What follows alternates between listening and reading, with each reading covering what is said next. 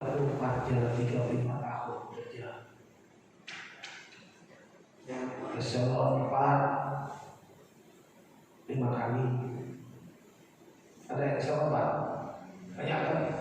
Oh, 5 kali. Eselon 3 4 kali. Eselon 2 nya ada yang ngomong ke 9, ada yang ngomong ke 8. 9 kali. Eselon 2.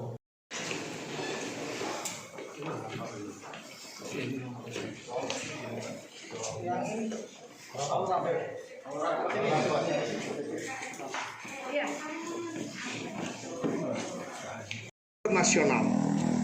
Pembinaan karir sebagai seorang pegawai negeri sipil diharapkan memiliki 4 faktor yang selalu saya sebut dengan PDLT. P yang pertama adalah prestasi.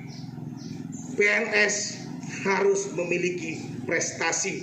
Jangan datang setengah 8, balik jam 4, duduk nyogok, balik. Harus punya prestasi dimanapun berada. Berikan warna pada organisasi itu dengan harapan organisasi itu akan berkembang dengan baik. D. Dedikasi.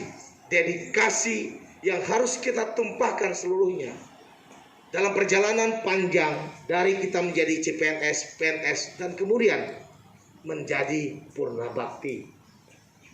Kemudian yang ketiga harus loyal pada atasan. Siapapun atasan kita, baik dalam pergantian dalam satu regenerasi atau reformasi dalam kedudukan atasan kita. Siapapun atasan kita, kita harus loyal. Berhenti buat surat kaleng, berhenti ngerekes. Bangun negeri ini dengan tingkat kebersamaan yang tinggi dan tingkat kepercayaan. Berikan kepercayaan kepada atasan, kecuali sudah nyeleneh nian. Laporkan secara berjenjang kepada atasannya. Dan tidak boleh ada ketidakkompakan di dalam satu OPD dalam membangun OPD itu sendiri. Dan yang keempat, T, PDLT. T yang terakhir, awas, jangan melakukan perbuatan yang tercela. Ya, HP ini sekarang kadang-kadang galak dan tidak lari dari fungsinya. Perbuatan tidak tercela harus menjadi gambaran kehidupan pribadi kita dalam melaksanakan tugas kita sehari-hari. Tips itu tolong dicamkan, tolong difikirkan, tolong dipahami. Itulah yang membawa saya dalam pengabdian selama kurang lebih 34 jalan 35 tahun. Meniti karir dari seorang yang cuma ngantar tukang surat.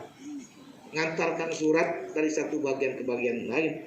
Walaupun jujur saya katakan, saya dengan segala kerendahan hati, bapakku bupati, bapakku sekda provinsi, tapi aku mulai karir dari bawah.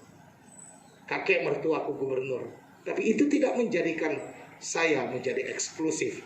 Saya lakukan itu semua step by step, karena sesungguhnya keunggulan kompetitif pribadi itulah yang mengemuka ketika kalian ingin langgeng dalam perjalanan karir kalian.